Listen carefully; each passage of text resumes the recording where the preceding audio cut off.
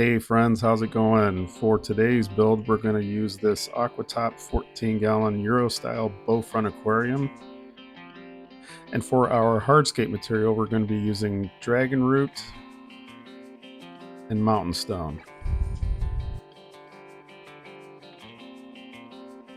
Typically, in most terrarium setups, we would use the standard method of taking your hardscape materials, placing a cotton or tissue material between the two pieces, and then using super glue to attach them. The biggest benefit to this method is that you can build your structures pretty fast. From the time you apply the super glue until it sets is usually under a minute. The drawback to this though is that super glue is still very brittle. So for large heavy pieces such as these, especially when they're going to be submerged in water, you're going to need a bit more bonding strength, which is why for this project I'll also be including JB Weld's Water Weld, which is a two-part epoxy putty that's potable water safe and has been actually used by reefers for quite a long time to attach coral frags. To apply this, you're definitely going to want to wear gloves, as you'll see in a minute. I'd also suggest working in small batches. The application process is pretty simple. Mix up what you need and press it in between the two objects you want to bond together. The most important part to this step though is to make sure you really press it in between the objects to get as much surface area contact as possible. The only real downside to using this epoxy putty and why I suggest using small batches is because the more you work with it, the more it sticks to the gloves and the less it wants to stick to your project. So depending on how much product you're going to use and how many batches you're going to make, I would definitely suggest changing gloves out as soon as you start to see it really stick to the gloves. Once everything is cured and set, you can see how strong this stuff really is. Now we're ready to add some more detail. So rather than cover the epoxy with silicone or super glue and add some other material to it, I thought I would just take random pieces of driftwood and try to hide it as best possible. Luckily, I have a lot of small random driftwood pieces, and I actually got lucky here, and a few of the pieces kind of fit together like they were meant to be.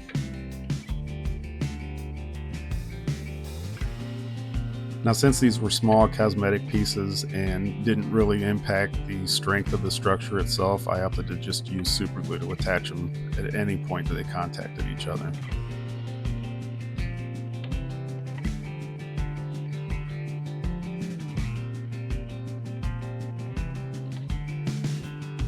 Once the last piece was attached, I went around to all the points where I had not put super glue and just added a little bit more, just to be safe.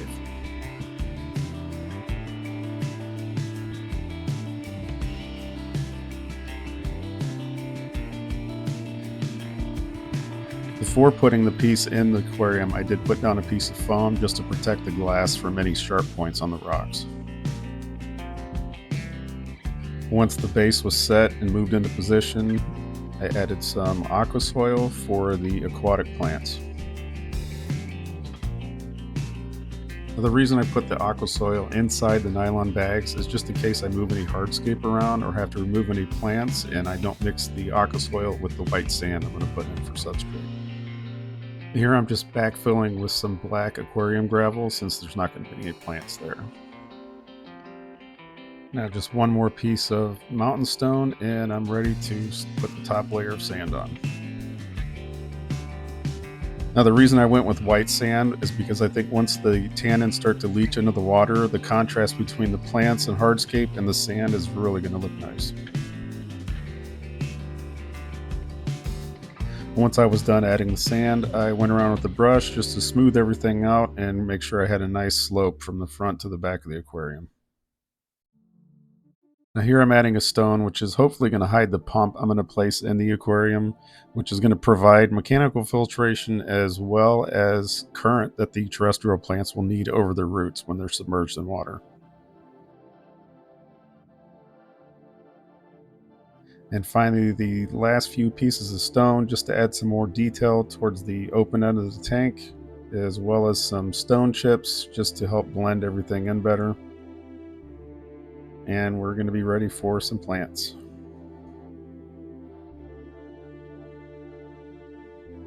Once I pulled the plants out of my 125 planted, I kind of realized that the roots were a little too big for the larger plants in the back, so I just added a little bit more sand for some depth. The plants I chose for the substrate area are all cryptocoryne, which is the reason for the aqua soil, since they are heavy root feeders. In my experience with the cryptocorynes, if you don't have a nutrient-rich substrate or use root tabs, the roots are going to come up out of the substrate and it looks kind of ugly after a while. Now, if you have your plants out for a while, it's a good idea to mist them just so they don't wilt. The next plants up on the list are some Anubias. You just simply can't go wrong with these plants. This is probably everyone's favorite, the Anubias nana petite, and one I wasn't too familiar with, Anubias barteri butterfly, which had a really unique leaf texture, very similar to Anubias caufifolia. And the final aquatic plant is some Pogostemon halfori. I think once it starts to fill in, its lime green color is really going to contrast the other dark green plants. And why not add just one more nana petite.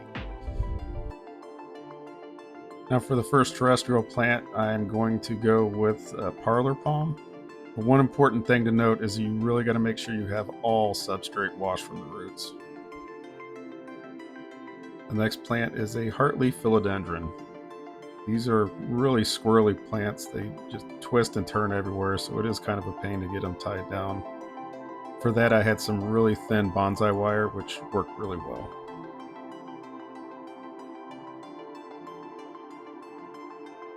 For water flow and mechanical filtration, I went with a Nicrew Magi 200. I think the output is really good for this size tank. It's also really easy to take apart.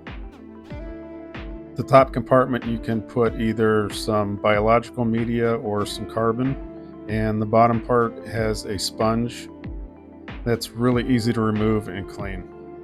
This filter is recommended for 5 to 10 gallons, but there's going to be a really light load in here, and I really needed it more for just the flow than I did for filtration.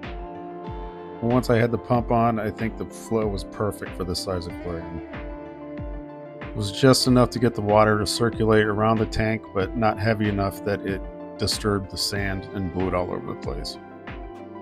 Now, the final plant I'm going to put in here is not really needed, but I just wanted to try it out, and that's some Selaginella carusiana gold tips. I know typically in a lot of ripariums you see a lot more terrestrial plants, but for me, I really enjoy the minimalist look.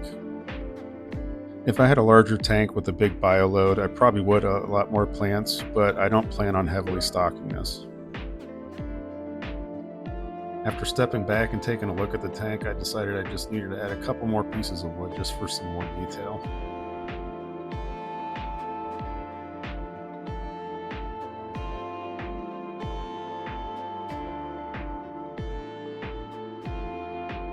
The water's a little cloudy from just settling in, and I probably should have got rid of a lot of the bubbles on the glass, but I think it looks pretty good overall. And that's a wrap. If you've got any questions or suggestions or any stocking ideas, go ahead and leave your thoughts down below in the comment section. Thanks for watching.